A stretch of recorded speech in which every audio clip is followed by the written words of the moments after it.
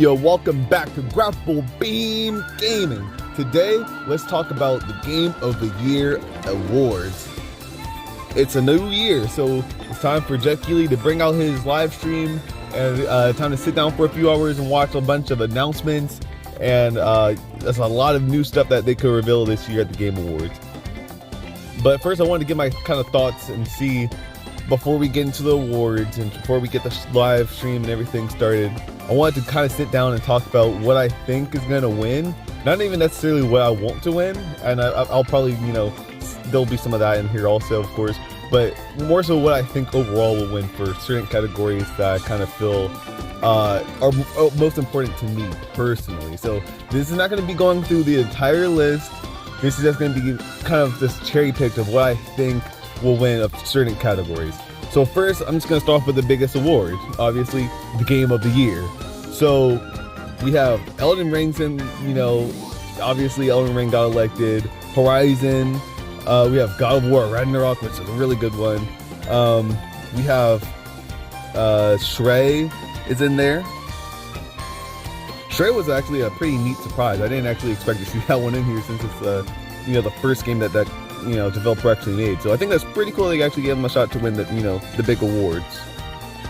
I mean, It Takes Two did win over Metroid Dread last year, so maybe it's not too surprising if Stray actually does end up walking away with the award here.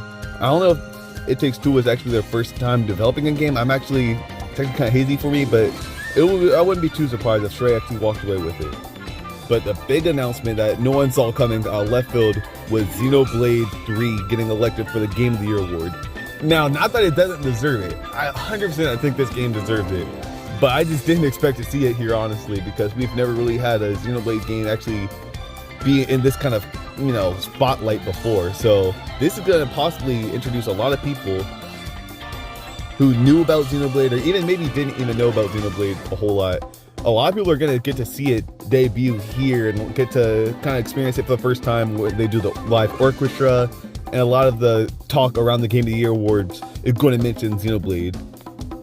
So we have the Game Awards and Smash Bros. All this stuff is pushing the series forward, which I love to see. I love to see games become more popular. Same thing with Stray and Plague Tale Requiem. All these games are going to get so much more, clout just off of being elected. So, big shout out to Jeff Keighley for that. That's something that I'll always give him credit for, is he gets games popular. And again, not that these games weren't popular before, but it could always go up. It could always go higher, and Jeff Keighley's helping that happen. And as gamers, we should all be happy to see games get popular. No matter what game wins out of this category, it's going to be a good night for gamers, because that just shows how much love and compassion goes into these games and how much they're love for these games already. I'm actually in the middle of my God of War Ragnarok playthrough right now, and I gotta say, that game is crazy. Like, it's something to do with the characters and the world and the other realms that you can visit in this world. Like, the story really does amp up a lot faster than the first God of War 2018 game did. And the payoff that they kind of started in that game, it pays off very well. I haven't even beat the game yet, but just from what I've seen of it, I'm about probably halfway through, maybe even a little more than halfway right now. I kind of see the story, coming to a close a little bit. But that game has just taken me on a journey. But as far as what game I think will win overall for the Game Awards, I would have to give it to Elden Ring. I think Elden Ring made just a massive impact on the gaming industry. It's a game that I think will be referenced for years and years to come, just like a lot of these other games on the list. But I think that game made such a big impact and did a lot of stuff that was new, that it made a bigger impact overall as far as the Game of the Year award nominees. I think that this will be something that's new and fresh, and I think that's why a lot of people will kind of be attracted to it. I also want Xenoblade 3 to be up there, because I do want them to kind of, get the spotlight for a while. But I think if I had to bet, I would probably give it to Elden Ring. So our second category that I selected is going to be the Fighting Game of the Year. So we have King of Fighters, MultiVersus, JoJo. We have DNF Duel came out this year, and Shifu came out this year. I don't know as much about Shifu, but I know a fair amount about the other games. So MultiVersus was actually a pretty interesting game to kind of play. because I'm a very, hardcore Smash Brothers Ultimate, Smash Bros. Melee, Super Smash Brothers player. This like, I love the Smash Bros. Series. And it plays more similarly, I think, to Smash Bros. Brawl with the speed of the characters. And I mean, I'm not going to get too technical, as technical as I probably could, but I'm not going to. I think that Multiverses was a good game, but I think that if I had to choose one for this category for Fighting Game of the Year, I haven't played DNF, so I'd have to get it to KOF. Like, King of Fighters 15 is a really good game, and it has a lot of really, eye-catching characters. The characters, I really like those characters. The only thing is, the game wasn't localized, but if you could look past the game not being localized, or if you don't mind it, it's not an essential part of the game necessarily. It's not like an RPG game, so it didn't really bother me too much. So King of Fighters has good graphics, good characters, good gameplay. I would put that for my fighting game of the year. But if I had to say who would win overall, I wouldn't be surprised to see if Multiverses actually did get the big award here. But I think it might be DNF Duel. I'm not sure. I think it's going to be between one of those two. How about you guys let me know down in the comments? But I'm not actually sure which one of these two games will win. I think they both made a pretty big impact. I think that for longevity, maybe DNF, but honestly, like, Multiverses has a big, iconic cast of characters, so they have everything. Yeah, I could really see this one going either way. But we'll go on from that list, from fighting to family. Today we're going to look at the best family games of 2022. And I gotta say, Nintendo completely dominates this list here, except for, I think, one game. So, number one, we have Kirby and the Forgotten Land, came out this year, which is a really phenomenal game. I love how they did that game. I'm a big Kirby fan, so seeing them kind of go from, 2D to 3D for the first time was really cool. Even picking up the game, I had a really cool experience. It was just overall, a good experience playing the game. A really good... I love the end game, like after the credits finish, the game just never ends. Like, there's always something to do in that game. We have Lego Star Wars Skywalker Saga. We have Mario plus Rabbids. And we have Nintendo Switch Sports. And then obviously, you can't forget the big Splatoon 3. I mean, obviously that game's massive. So out of all these games, if I had to choose which one I think was going to win, these are a really, really good list of games. But I think that maybe Splatoon 3 might actually take it by storm. I'm not sure if it will be Switch Sports. I'm not sure. I think Mario plus Rabbids could also probably win. But I think that it might actually go to Splatoon 3. I think Splatoon 3, Star Wars. I'm going to rename the entire list. It could go to any one of these games. But personally, I would probably give it to Kirby because I just played that game so much. Even the final boss is like as weird as other Kirby games. So what's not to love there? I think that Kirby will win because it has a lot of stuff we've never really seen for this series.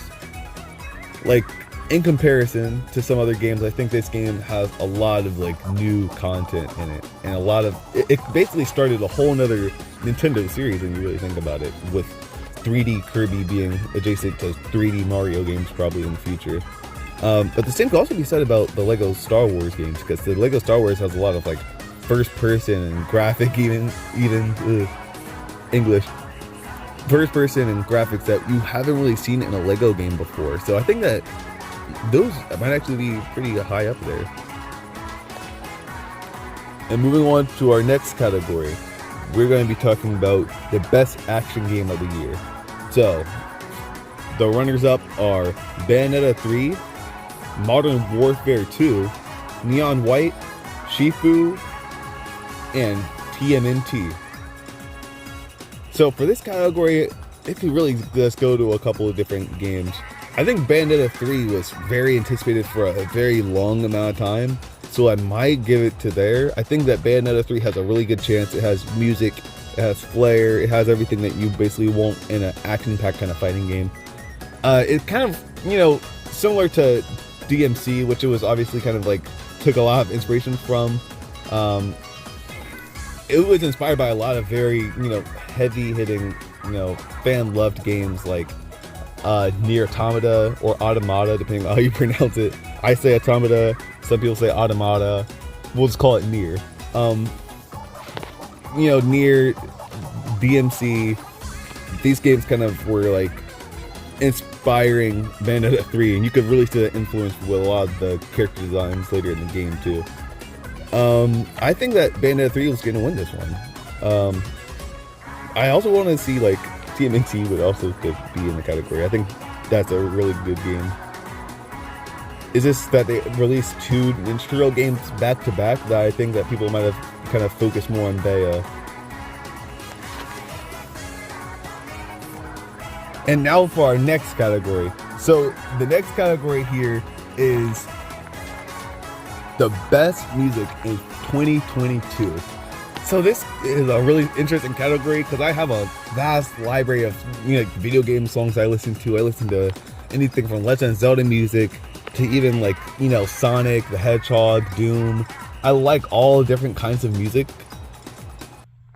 You know, like Astral Chain, God of War. I really like all of these games, but I have to give it, like, I just have to give it to Xenoblade. I just have to give it to Xenoblade because the songs are a bop. Like, you can just turn on a Xenoblade playlist and hit random and just vibe to it, you know? I think a lot of the other ones kind of keep their atmosphere really close to the game, which is really good because we are talking about video game music after all. But I think that Xenoblade has very just memorable tracks, iconic tracks even. So I think that one might actually take the cake. Alright, so for the next category, let's just see some of the names for the next most anticipated games yet to come. It doesn't matter what your name is! Let's keep it real. I think that this one's gonna go to Tears of the Kingdom. This game was like talked about for so long. I'm so hyped for this game. Breath of the Wild is arguably the best game of all time. I think that Tears of the Kingdom has a lot to live up to. Hopefully it pays off, but I think that this has to go to Breath of the Wild, you know, sequel, Tears of the Kingdom. I mean, just look online and look at all the theories and stuff that people are coming up with. I think that there's just so much to get intrigued by in this, you know, new Hyrule. There's so much. Like, I'm hyped for this game the most. But also, you know, Street Fighter 6. But anyway, let's get into the final category on this list here.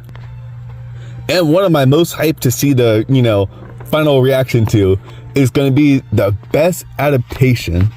So there's a lot of very good shows and movies on this list, a very diverse list. So first up, we have Arcane. We have Cuphead. We have Sonic the Hedgehog 2, Cyberpunk, and Uncharted. Now let me start off by saying I never played League of Legends. I've always, you know, I've seen the game, I've heard of the game, I've talked about the game, but I've actually never played it. But if I were to play the game, the reason would be because of the show. The show was fire, I'm not gonna lie. The show, just like the art style, the direction, the characters, the world. The show is just beautiful to like watch. There's always something going on in the background. Like this show this show will forever live in my mind as being like the first time I've seen an animated show that really kind of showed me that art style. And I think a lot of other series could kind of use that style that they kind of created, because you're not used to seeing those pictures, you know, like moving and actually being like that paint kind of style. I'm not even sure if it's a paint style, but it's almost an anime kind of paint. It's a really good style. I say Arcane's a really good one. Next up, the Cuphead show on Netflix. The Cuphead show is actually a lot better than I expected it to be. I wasn't sure what I was going to get into, but it was a lot more, it was as nutty as the game is. But actually hearing Cuphead and Mugman's voices for the first time, it actually wasn't as weird or off-putting as I thought it would be. It actually did feel like old school, Saturday morning cartoon, which I'm a really big fan of, actually. And that even goes into multiverses, and what I like about multiverses is I love the old school cartoons like Tom and Jerry and stuff like that are always really, I always found myself watching those a lot growing up. So shout outs to Multiverses for that. They have Looney Tunes, Tom and Jerry. That's all they really need. But in Cuphead's case, this is actually mimicking a lot of those very old black and white kind of animated shows that we had way back when. And I think that in the music and in the style, they actually kind of perfected that. Even you see the little black specks popping up on the screen back and forth, if you realize during the course of the show. Old film actually had little black errors that would pop on the screen, and the Cuphead show actually has those, so that's a nice, neat touch. And we also had Uncharted this year. There was a lot of stuff that came out this year. I know Arcane didn't come out this year technically, but Uncharted did, and Uncharted was actually a pretty good movie. It wasn't the most faithful, retelling of the story, but I think that overall it was a pretty cool, adaptation. Something that I'll always give that movie credit for is doing a lot of the weird stuff and the weird situation that Nathan Drake finds himself into. Like at the end of the movie, he's flying a ship through the air and everything, like a pirate ship flying with planes. That's exactly like something that would happen in the game. So I commend them. And they actually had the Nathan Drake voice actor from the game in the movie, which had me freaking out in the theater too. So that was a good one.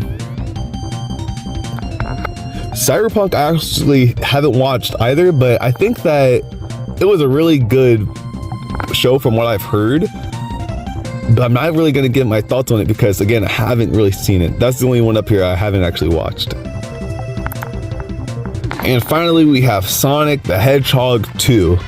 So this movie was a wild ride the entire time, just pulling out references from the game and keeping it very, very accurate. And not taking a whole lot of differing paths from the game. It honestly just felt like I was watching someone play the game in 4K, if I had to, put it into layman's terms. This was one of the most faithful, if not the most faithful, adaptations I've ever seen for a video game. Like this thing, there were direct references to Sonic 06. There was a lot of references to Sonic 2 and 3. I really liked this movie. This one was possibly like one of the best gaming adaptations I've ever seen. And hopefully the Mario movie follows in those shoes versus the shoes that they followed in the first time. But with that being said, if I had to give it to one, I'd be split. I would have to give it to Sonic the Hedgehog 2, but I would honestly be fine with a lot of these winning. I think Arcane also has a really good chance of winning though, because that needs a lot more credit for the art style that they chose for that show. That art style is just beautiful. But that's going to do it for this video here today, guys. Thank you for watching. Leave down in the comments what you guys want to win. What do you think is going to win? And I'll see y'all in the next video. Thanks for watching today's video. If you enjoyed it, why not consider leaving a like? And to stay posted with my future uploads, consider hitting the bell icon and the subscribe button. Thanks, and have a good one.